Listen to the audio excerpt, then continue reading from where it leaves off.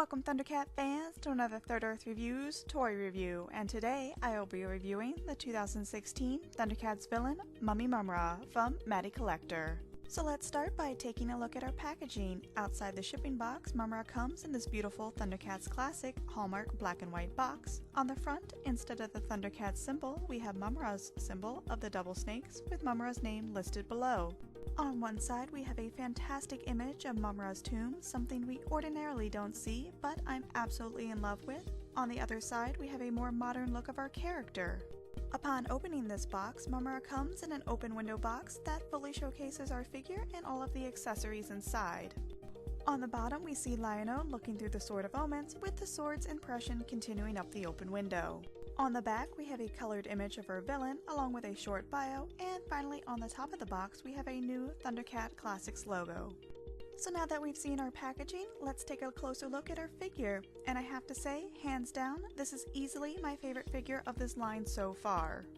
The sculpt and paint deco on this figure are amazing. It's a huge improvement from the vintage LJN figure and such a good representation of the original cartoon that it almost brings this character to life.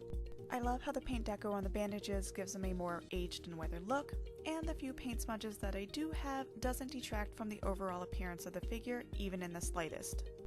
I am also very thankful that the Four Horsemen decided to give Mumm-Ra's cloak a much more flowy look instead of the stiff, flat design that was done with the Filmation style Evil Lyn.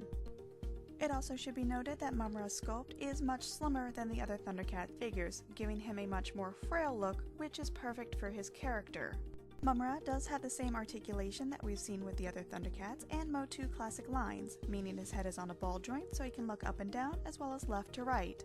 His shoulders also have the ball-like joints so they can move forwards and backwards as well as out to the side. There are swivels and bends at the elbows as well as rotation and bends at his wrists. Mumm-Ra does not have the ab crunch but does come with a waist swivel. He does not have standard ball-like joints at his hips, so his legs really only go forwards and backwards.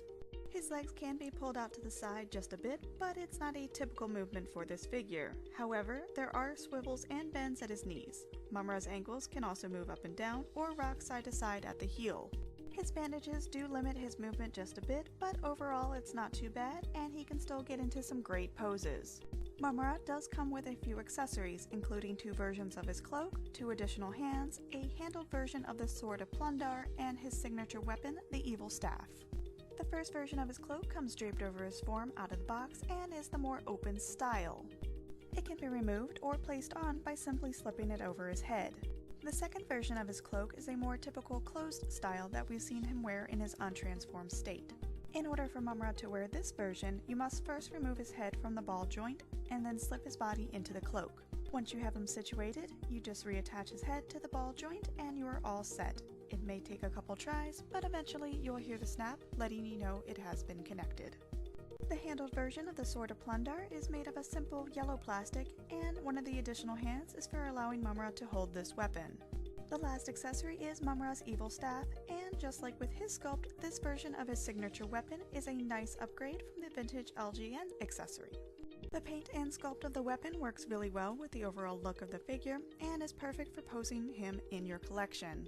The Mummy version of Mumm-Ra was the sub-exclusive for MattyCollector's 2016 Third Earth subscription, so if you didn't subscribe, the only way to get this figure is on the secondary market. However, if you are a Thundercats fan, then this figure is a definite must-have. It's a huge improvement from the vintage LJN figure and easily the best sculpt of the MattyCollector Thundercat figures. So if you can find one at a decent price, I would highly recommend getting one for yourself.